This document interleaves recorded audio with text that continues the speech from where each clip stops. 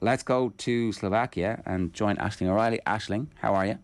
Good morning from Bratislava, lads. How are you? Yeah, here are the votes. What are the votes? What is? There are some Ireland fans there. We're going to hear from them in a few minutes. But you've been talking to the camp. You've been following this camp now for months and months and months and months. And the old ebb and flow of a proper qualifying campaign. They've achieved something really good, but the job isn't done just yet. So how do they pitch that over the last couple of days? And what are they saying when they're talking to you in the press conferences and stuff? Yeah, I think that's the main thing, that they know the job's not done. That on Thursday night against Finland, there was massive celebrations after the game, and rightly so. It was a massive occasion, but it's all about trying to get the 3 points now here in Slovakia. And they've just stressed how important that is. And they're on a roll at the minute, and they're constantly developing and growing as a team. And they want that to continue. So they don't want to have an upset of a bad performance, or, be upset walking away from Slovakia knowing that they could have put themselves in the best position possible to get a good playoff position. So, that's the main thing that they're getting across here. But I think overall, just with the squad, just how much they've developed. Like, we'll hear from Vera, but she just spoke about, it's so exciting to watch them game on game, and they're constantly learning together, and they're constantly growing together. And it's evident within their play. And even with the injuries that they have, they do have some girls out. They have 4 girls that are not going to be playing due to injuries and suspensions. But, the strength and depth within this squad is really strong. And that's something that maybe in previous years they haven't always had. They can look at the bench and know, yeah, she can do a job. And that was actually the words that Louise said to me. She knows I look left and right in the dressing room, and I say, she can do a job. She can do a job. They trust everyone around them. And I think that's really important in international football too, because you don't get a lot of time together. You're with your club, and then, you have the 10-day camp really is what they get. So you need to be able to trust the players around you. And I think that's very evident within this squad. It's funny because they did try and hothouse a little bit of that with the various camps that they had. They played their friendly against the Philippines, and they were on a few trips in the summertime that weren't like very widely reported on because the games were totally meaningless. But from their perspective, it was an opportunity to try stuff, to drill in exactly where everybody's supposed to be on the pitch. And I suspect that one of the things they were doing behind those closed doors was moving Katie McCabe around a bit to see could they get her on the ball more and not just play her at left wing back. This is it. It was constantly changing players around. Even Jess Sue, she's came into the squad as well. And, for West Ham and for Shells, anyway, she's playing more of a defender. Now she's pushed up to midfield, and she's doing a great job for West Ham there. Just in pre-season now at the minute, she's going to have her first game now next week. But yeah, she a player like her, a lot of the players are versatile, like you said, with Katie McCabe. And I think that's such a strong thing that Ireland have at the minute. You look at the bench and you just look at the likes of Anya Borman, to come off the bench. Maybe she might get a start, today. It'd be amazing for Anya to get the experience she has. And obviously there's a few girls out at the minute. So to be able to drop players like that in and know that you're in safe hands is amazing to have. And it's definitely something the squad have. But they're constantly growing. I asked Vera yesterday about mentally, sometimes maybe previously, say against the Finland game, for example, in the first half, not the best performance, not the start they would have wanted.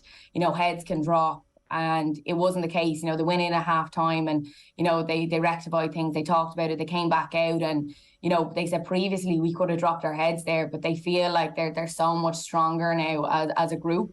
And yeah, they're just so excited for the journey they're on, and they're just hoping that it continues. I did wonder if they were just a little bit nervous as well.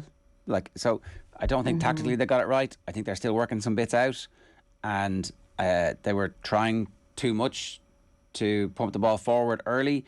So that was all part of it. But I do wonder if that's them actually thinking, oh, Jesus, we might qualify for a World Cup here. If we win this game, we're guaranteed at least a playoff. Oh, look, the crowd is full. Oh, everybody's talking about us. And then actually half an hour in, they're like, okay, we need to get down to business here. Because the difference between the middle 30 minutes and the first 30 minutes was marked. And it wasn't just down to I don't know. It's hard to know. It's hard to know. And I do think the whole thing of the crowd and the buzz before the game, there was a massive buzz compared to other games. Yes, there has been a great buzz ahead of other games, but this was different. And the girls said it, it was different. It was, to qualify for, a World Cup qualifier, it was to get a playoff. You know, it really was a massive occasion for them. And that was evident, as you said, you're like, they did look a bit nervous.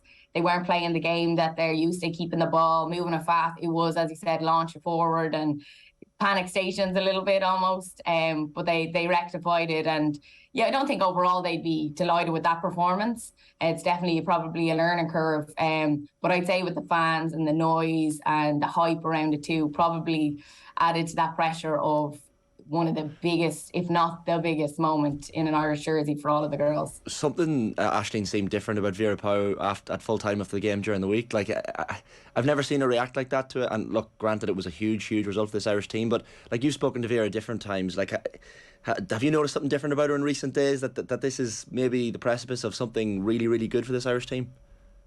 Yeah, I think so, Shane. Like, even yesterday, she was very calm in the press conference. That's something that all the journalists said afterwards. We were like, wow, very, very calm and very excited. And yeah, just really proud of these girls and what they've achieved and what she's achieved and the whole backroom team have achieved so far on this journey. I think the most exciting thing, and I said it to her, I said, is the most exciting thing is that the growth that you've seen and that game on game, they're constantly growing and developing. And she said, absolutely. She's like, you know, it's not that we haven't always been mentally strong. She's like, it's just the communication. And I suppose being so close off the pitch, you can notice that with the team, you know, being close off the pitch, you're going to be close on the pitch. You know, a lot of the most successful teams will always tell you that. And I think that's evident here too. So I think she's just, excited. And she's like, even the talent she has around her within the squad, you know, it really is something else. And as we said about the players on the bench even coming in, she has a great squad to pick from. So she's just really proud and excited about this journey she's on with them. And yeah, what they've done in recent time, it's brilliant. And yeah, I did speak to her yesterday at the press conference. And yeah, she just told me about that excitement watching these girls grow and develop. And she did describe as the game tonight, again, she described it as a final. We can hear that now.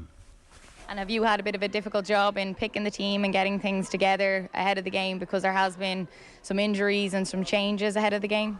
Yes, we missed 4 players of the basic lineup, and of course you need to find other players for it, but the backups are always there. Tom Elm is always coaching the opposition team, so they grow together with the ones in the lineup. The only thing is communication. There will be some misunderstandings on the pitch, and that should not frustrate anyone, not on the pitch, not outside the pitch, and not at home, because that is very, very logical in a game at this level when you need four new players in. We were speaking with the Slovakia manager today. He said that his contract runs out after the Ireland game, that he's hoping to stay on, and that, you know, obviously trying to get the win here would be the big thing in order to, I suppose, ensure that he keeps his job. Yeah, yeah. What do I say about that? That's his situation. We are here to win the game. We will do everything to win the game, because that gives us a better starting point for the playoffs. He said that Ireland were the dark horses, and he's been very impressed with them throughout the campaign. Thanks to him. We have surprised ourselves also by times. We knew what is in this squad, and we still don't know where we can grow to. And every game is getting better and better and better. But to be honest, the only game that we did not get what we wanted was against Slovakia. They made it so difficult for us, and we were very lucky to have a draw at home. Is that the most exciting part, that you're constantly growing game on game? Yes, that is so good, and we're getting stronger and more confident. And if you see the problems that you had in the first 20 minutes against Finland, and just the mentality, we don't understand what's happening here on the pitch, but we just make sure that ball does not go in with everything we have. That was something that Louise talked about there in the press conference, that maybe a few years ago, you know, your heads might have went down, or now they're so strong mentally not to let that sort of start phase them. I don't think they were mentally less stronger. The tasks are clearer now, so they know what to do when it doesn't go our way, and they know what to do to keep that ball out of the net, or to have the biggest chance to keep the ball out of the net. And by growing that task and the executing of those tasks, it looks like we are mentally further, but it's just having a better knowledge in the execution of your task. And how important is it to get the win tomorrow night? It's extremely important. We see this as a final again. This game we have to win to have a chance to go to the World Cup. The game is live tonight on OTB Sports Radio, Slovakia against Ireland. It's all thanks to Sky, proud partner and supporter of our women's national football team. Outbelieve together and show your support as Ireland look to make history and reach their first ever World Cup. The point that I think a lot of people have kind of forgotten after the win at the weekend was like, we've beaten the third best team in the group and that is the fourth best team. Of course we'll beat them, but actually they have massively improved over the course of this campaign. That head coach that you were talking to, he's getting a lot of credit for that. And he's desperate for a victory because if he beats Ireland, then they're definitely going to give him a new deal. This is it, yeah, Peter Capone. So he's the Slovakian manager and has been for the last 4 years, and he is hoping to stay on. So in the press conference yesterday, I spoke to him first, and my first question was just, how's preparations been going? And yeah, just an open-ended question. And he came back with, my contract is up after this game. Come and get me, please. Yeah. Yeah, so exactly. Like, my contract is up, and yes, I'm. He didn't say I'm hoping to stay on. I then asked him, so would you like to stay on? He sort of just smiled and said, that's a tough question. Of course, I'd hope to stay on, but it's up to them. So basically, yeah, he would love to stay on, but he knows that if he got a win against Ireland, that it would really help his chances of staying on. He's been a great manager anyways for them. They have really grown in the last number of years. They just haven't had that big win. I think that's probably been the problem for Slovakia, because they have been an upset for a lot of teams, like Ireland at home, Tala to get a draw. They've been a difficult team. Finland as well, they took points off Finland. So they have been a difficult team, and they're really hoping that this is their chance to get that big win. So yeah, I wouldn't be underestimating Slovakia or under any illusion of the challenge that they possess. Am I right in saying, Ash, that the Slovakian manager brought up Megan Campbell's long throws as well, or he was certainly asked about it? He's obviously either a fan of it or slightly fears it a little bit. Yeah, the minute he was asked about it, he just smiled. And he just said, yes. And we were explaining Meg Campbell, and he was like, I know her. And he said, that we play the videos for the rest of the management team. And he said, when we watch those videos, we were taken back with that skill that she has. It's a phenomenal skill to have. And they know exactly how much of a threat that she is. But yeah, they were just speaking about I think it was 2017, when I think Megan Strauss got 2 goals for Ireland here in Slovakia, against Slovakia, and it was 2-0 that day. And he spoke about that day, and he was assistant coach then. And yeah, he remembers her well. Yeah, I mean, Mick McCarthy's long throws, Euro 88. There's a lot of parallels here between our first great team breaking through and this team breaking through as well. Let's hear from Louise Quinn. So obviously a long and storied career, hopefully going to be crowned with an appearance at the World Cup. This is Louise Quinn speaking with Ashton yesterday. Have a look. Louise, we're here in Senek in Slovakia. How are you feeling ahead of the game tomorrow night? Yeah, just feeling good, ready to go. We know what's to come tomorrow, and yeah, we've just got to look forward to it, and and still we just want to finish as high in this group as we can. We're just looking out at the pitch at the moment. It looks well. You've been here before. You've played here before. Yeah, I played here a couple of times, and I think it's it's definitely been kind of weather affected, but it's looking really kind of sharp out there, and a good surface. And there is a few injuries within the camp, suspensions as well. So I suppose going into a game like this, there'll be a lot of changes. How does that affect the team? There's going to be a few changes, but it's something now that we've kind of got to a stage where players can come in, and it's once we have kind of the right setup, the right formation, players are just able to slot in so easily. Players who have already their experience, international experience, playing at club level together with some of us mixing in that. So for us, we know that's international football, and we're going to be ready for it. We've a really, really strong squad that's kind of been together now for a long time. So. And what is the mood and the buzz like in the camp? Obviously, you had the brilliant win on Thursday night, so you're on such a high, and then you sort of have to keep your head on the ground, your feet on the ground, even going into this game to hopefully get the 3 points.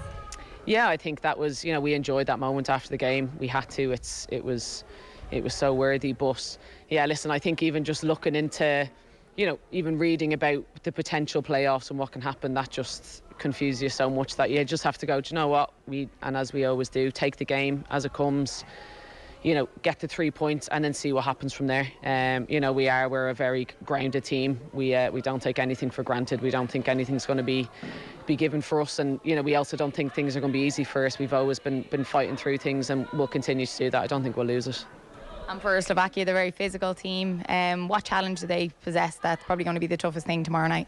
Yeah, exactly. Physicality. They're very, very fast as well. They press the ball very well. They come together as units. They, really try to bring you into tight areas and then close you down and try win the ball from there and transition very fast. So they will be a very, they have a lot of technical players as well. So we know that we've got a really tough game. It's not one of those, of before that we think, this will be something we can do because they're a lower seed. They're a very, very strong side, and they proved that as well in Tala. But we've got a point to prove as well, and we've come so far since then. You said there that you're in Senec. A quick Google tells me Senec is a town in the Bratislava region of southwestern Slovakia, a well-known summer tourism and recreation centre.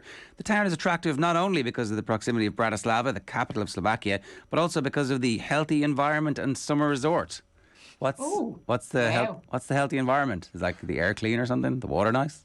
Well, it's at a lake. I was there for about 30 minutes. Outside for about 30 minutes. Then we're inside for about an hour or two, and that was it, because it's about a 30-minute, 35-minute drive. So we got taxis to and from Bratislava out to the press conferences, and the taxis over here are like something out of Fast and Furious. I don't know if any of you have been to Slovakia. I was there once. It's like holding on for dear life. Like, they go around a corner and it's as if they don't know how to brake. They go faster. It's as if you're going to go up on two wheels. And yeah, we had some crack on the way to and from the press conferences, but we got back alive, so all's good. I think Bratislava was one of the stops on my interrailing trip when I was younger. It works out time wise. I know you're a big Celtic fan as well, Ash. You'll get the full Irish game in and the post match reaction, and then isn't it the Dubliner pub in the middle of Bratislava is the big Irish pub? Yes, Shane, you have it all scoped out. So do I. I know, and I'm loving all the Celtic coverage. I'm like, it was brilliant yesterday on the show as well. Exciting times for Celtic. So yeah, looking forward to it as well. But it's, the timing works well here. I'll see, obviously, with press, obviously to get to the game or the post-match interviews afterwards and all of that. And I'll probably watch it myself maybe tomorrow or something. I'll sit down and watch it properly. But the Dubliner is in the middle of Bratislava here. It's a very quaint city, sort of like reminds you of Prague, maybe a quieter version of Prague. But yeah, really, really nice place. So it is. I definitely will come back. It's on the Danube. I didn't realise that. I'm learning a lot about my Slovakian geography today. And Senec seems pretty nice, like as half an hour away. I think we could do a geography with Ger slot. Sounds good. All my knowledge of European geography comes from the UEFA Cup, circa 1985 to 1989, but it was still in existence. And look, notwithstanding that there are some fans who've made the trip, I guess, this is probably pretty easy to get to. I think there's Ryanair flights. I think, So who are we going to hear from here? Yeah, so I've met a few fans throughout the last 2 days or so, and you do see the jersey dotted around the place, which is great to see. People have made the journey over. And yesterday I met with 7-year-old superfan Annie Mulholland and her dad Alan. They're from Newbridge in Kildare, and they have been at the last couple of games. Their first game was against Sweden in Gothenburg, and that was the first time I met them at that game. And they've travelled again over here to Slovakia for this game. So yeah, I met a very excited Annie yesterday. They're absolutely a smashing bunch of the staff, the team, all the people in the background, the management. They're phenomenal, and what they do for young girls in this country, they inspire them. They can see them. They can do this. I'm, supporting football and playing football 35 years. I've never seen a team to have such a close bond and relationship with their fans, and that was even evident on Thursday night. Yeah, there seems to be a different buzz at the moment. Everybody's getting behind them, and it's because the style of football they play, of course, the talent that they have, but they're a real likeable bunch of girls too. They're great crack. They're really warm with all the fans. They're out speaking to them all. They're signing autographs. And what do you think the difference is in this last few years that we're seeing this growth in the game in Ireland? I think the girls themselves, probably the role models they had to look up to was male players. and the male football team, and they're in a situation now where they can inspire the girls of the country, and they know what they have faced, and they're trying to make the path that little bit easier for Annie and the likes to come through. And yesterday you met the team at the airport. We were on the same flight, and you actually waited around for the team to come in off their flight, which was an hour and a half later. So that's how much of a dedicated fans you are. Yeah, well, this little lady got wind that they were travelling in the air behind us, and we thought it was an hour and a half wait. I think it was nearly closer to 2 hours by the time they landed. But like, once again, they came through those screens and they saw her, and it was like high fives and chats and, you know, photographs and all that kind of stuff. They're a very, very special bunch, and they really deserve to qualify for a World Cup. They really, really do. And if they qualify, what's going to happen, Alan? Are you already thinking about these trips you're going to have to make? Even the playoff, will it be at the playoff? The playoff, wherever that is, we'll probably go to the playoff. Hopefully it'll be a home draw. but You're praying for that, Alan. But if we have to go away, we probably will go away. And then I think we might save a few bob, will we? And go to Australia? I think so. Yeah, we might. If they qualify, sure, we'd have to go and support them. They deserve that support, I think. Whoa, Annie, you'd have to go, wouldn't you? You're their lucky charm. You'd have to go to Australia. Yeah, definitely. And who is your favourite player that plays for Ireland at the minute? I've 3. Leanne Kernan, Denise O'Sullivan and Katie McCabe. And why are they your favourites? Because they're very good. And Leanne has the same hair as me. Aren't you lucky to be able to come and travel with them to go see all the games? Yeah. Are you Ireland's #1 supporter? Yeah. Tell us why. Because it was my birthday in Sweden, and they heard that it was my birthday, so they invited me to the training session, so they got to know me, and then now they know me, so they're my friends. Oh, that's brilliant. And one day, do you hope to be playing for Ireland? Yeah. That's the plan? Yeah. That's Annie Mulholland and her dad Alan talking with Ash there. I think that we shouldn't underestimate how important the way that the team makes themselves available for media and fans and signing autographs, and just this like umbilical connection that they have with people who go to their games. It's winning everybody over. It's swelling the crowd. It's making the bandwagon a real thing. It's getting everybody in behind them. And it'd be very easy for them to be like, oh, I'm game face. I've got to be Tiger Woods. I've got to like keep myself to myself. But they're the complete opposite of that. They're volunteering to do extra media. They're like desperate to get the message out there and to influence the crowd. And Vera Pauw was talking in the press conference about those people who didn't show up for the empty seats. It was a point that we'd raised. It was kind of like, oh, there's just one thing we want to talk about. And she's like, yeah, we do need to talk about this. If you get a seat, you show up. And no one's going to turn her down. No one's going to say, oh, yeah, okay, screw you. They're like, oh, yeah, absolutely. We will do what we're told because you're in charge now. But that bit where they welcome the young fans and they're hanging out with them, you know, there was definitely a period of time where the men's team would have been like, oh, I'm on my phone. I'm looking over the other way. I'm not a part of this. They're like definitely setting a different tone, their own tone. Yeah, because I think they've wanted this for so long. They wanted to have this recognition.